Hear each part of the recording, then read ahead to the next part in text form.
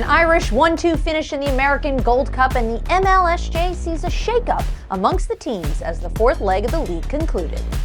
Horse Bytes is presented by Equijet, safe, reliable, worldwide equine travel. Hey guys, your feedback has been amazing so far and actually helped us evolve into a whole new format for Horse Bytes. But we really need your support to help build this community around the best our sport has to offer for the 5-star level. But make sure to subscribe, like, comment, and that will really help us bring you the best content out there. Welcome to Horse Bytes, your go-to source for keeping up with the show jumping world. The Tournament of Champions concluded in Traversecity, Michigan this week with the only 5-star event of the weekend. It was the fourth major league event of the season, with the team competition having $300,000 up for grabs and another $340,000 in the American Gold Cup Grand Prix. It was a lot of prize money, especially given that the Grand Prix only saw 34 competitors, leaving many Europeans scratching their heads wondering why they were stuck in Europe jumping for peanuts in Lanaken at the World Breeding Championships for young horses.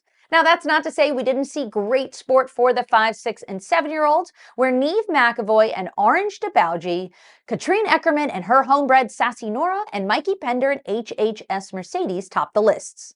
But it was the American Gold Cup where the action was really at. The Gold Cup is one of the most prestigious and iconic events on the U.S. calendar, celebrating its 53rd running this year. The event has been at 7 different venues since its inception, but has been in Traversecity since 2020.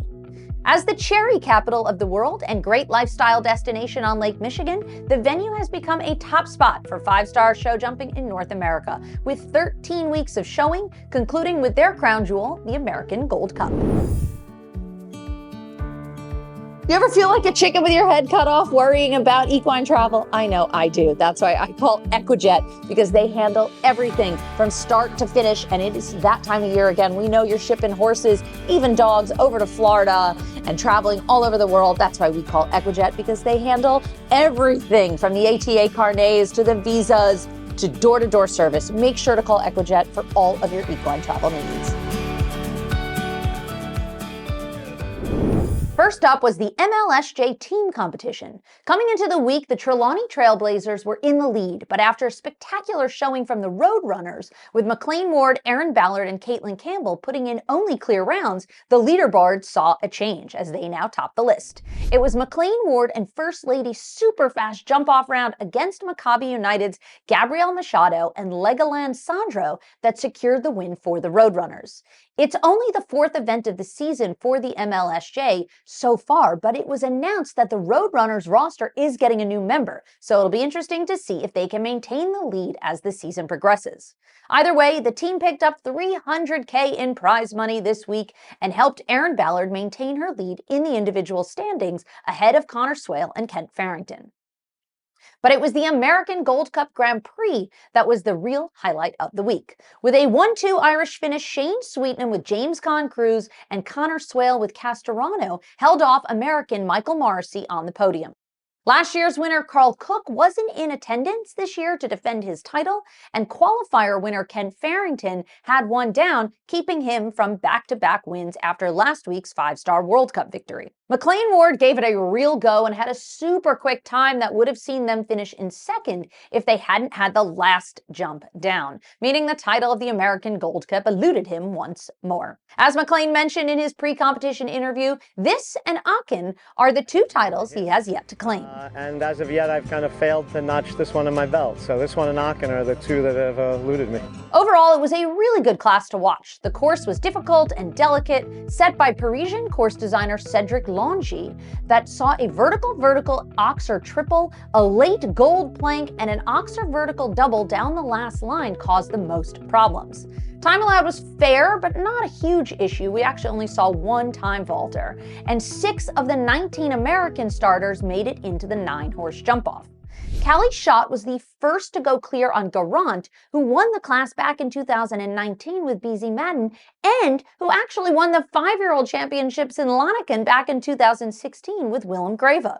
Then Michael Morrissey, who's had the ride on Incento for only 3 shows, posted the second clear. Daniel Blumen, for the 2nd week in a row, posted a clear on his upcoming superstar 9-year-old Corby VV, and was then followed by a few more Americans, but it was Connor Swale, McLean Ward, and Shane Sweetnam who posed the biggest threats at the end of the order. I thought Connor Swale had it as third to last in the jump-off with a really smooth and fast round, and after a stellar week winning 3 other classes, I thought it was his day. And after McLean had the last jump down, it looked like luck was on Connor's side. That was, of course, until Olympian Shane Sweetnam and the fan favorite James Kann Cruz made a really quick turn after number 2 to sweep across the center line, and taking a big risk to the last, even with a bit of a stutter step, the pair crossed the timers 0.4 of a second faster than Connor to take the win.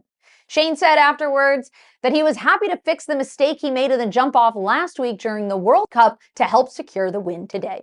It's always nice when you get a second chance at things.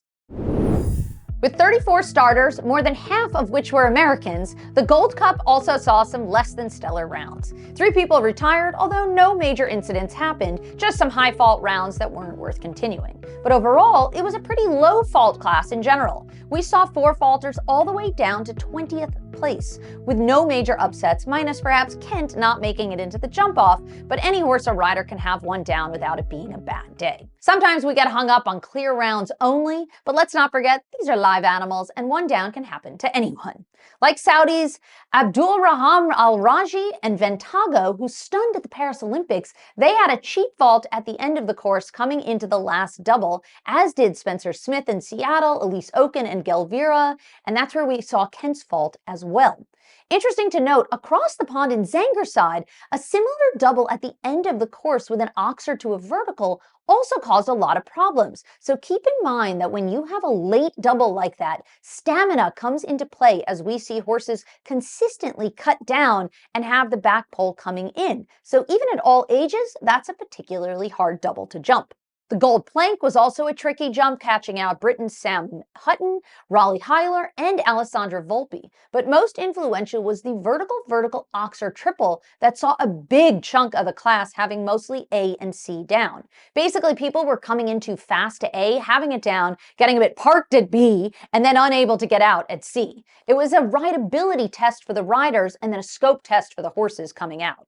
And lastly, the last jump posed a few problems as the 5 strides coming out after the last double was very short, and a few people were unable to make the adjustment. Take a look at Grant Seeger's attempt, highlighting just how short the line was. Overall, it was a real rider's course, meaning the technicality was testing the rider's skill above the sheer ability of the horses, which makes sense given the field strength and the fact that there weren't that many super strong horse-rider combinations. Overall, it was a really good week of show jumping at the beautiful Traversecity venue. Riders jumped for a lot of money against a relatively soft field of horses and riders. Connor Swale probably had the best week of all, finishing on the podium of both the 2- and 5-star Grand Prix, as well as winning 3 individual classes. McLean Ward helped the Roadrunners win the team competition and almost took the Grand Prix himself. Kristen Vanderveen's horse Bull Run's Gira jumped the best of the whole week, in my opinion, but it was Shane Sweetnam who had the sweetest conclusion of all, winning the American Gold Cup for the 2nd time in his career. In fact, it had been 2 years since he and James Kann Cruz won a -60 Grand Prix class, and it was this class exactly 2 years ago. So a nice full circle moment for them. Well, that's a wrap on this week's top highlights, and stay tuned next week for another MLSJ in Greenwich, Connecticut, and a 5-star out of Coapex in Mexico. But before you go, check out our best round of the week with the wild, almost insane jump-off from Neve McAvoy and Orange DeBauji to win the 5-year-old championships in Lanaken.